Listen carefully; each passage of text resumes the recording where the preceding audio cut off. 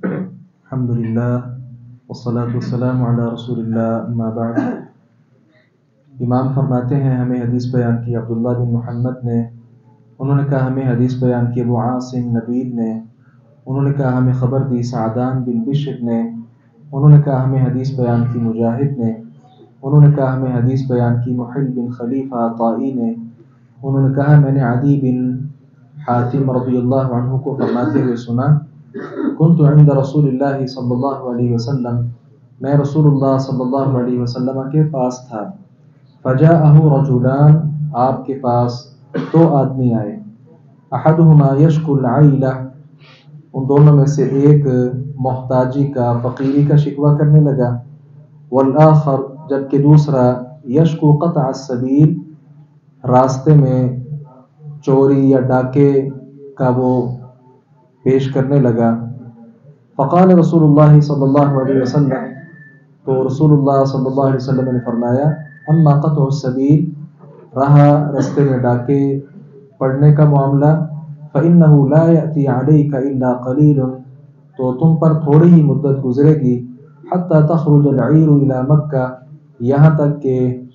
مکہ کی طرف ایک قافلہ گزرے گا، بغیر خفیر، بغیر کسی محافظ یا ضامن کے، وَأَمَّا الْعَيْلَةُ، اور رہا جو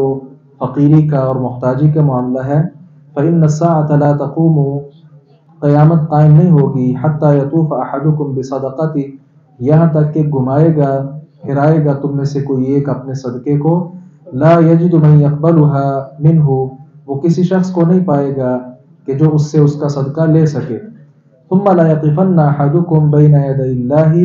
کہ تم میں سے کوئی ایک ضرور اللہ رب العزت کے سامنے کھڑا ہوگا، لیس بینہ وبینہ حجاب،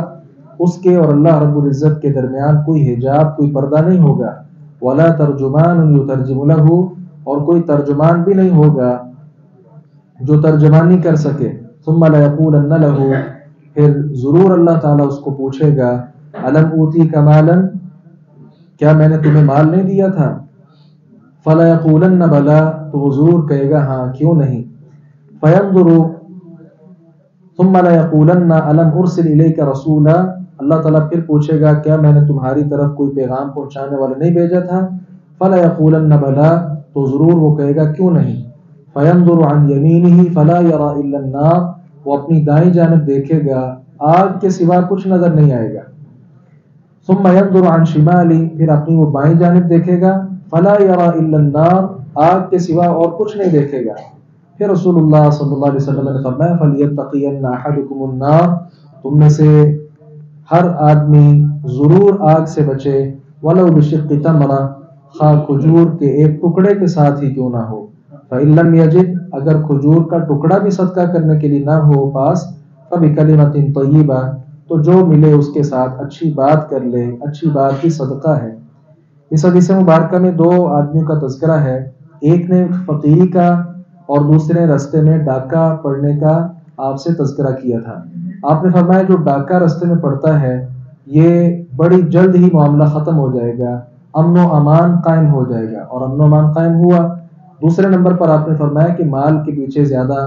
بھاگنے کی یا اس کی فکر کرنے کی ضرورت نہیں ہے، یہ مال بھی کثرت کے ساتھ تمہارے پاس آئے گا، حتیٰ کہ صدقہ لینے والا کوئی آپ کو نہیں نظر آئے گا۔ اس لیے جس انسان کو اللہ رب العزت نے مال دیا ہے اور جس کو کم دیا ہے، سب کو چاہیے ہم سب کو مل کر یہ صدقہ خیرات کثرت کے ساتھ کرنا چاہیے، کل قیامت کے دن جہنم سے آزادی کا یہ بہت بڑا سبب ہے اللہ رب العزت کے راستے میں صدقہ خیرات کرنا۔ اللہ تعالیٰ سے دعا ہے باری تعالیٰ سمجھنے اور عمل کرنے کی توفیق عطا فرمائے، وآخر دعوانا الحمدللہ رب العالمین۔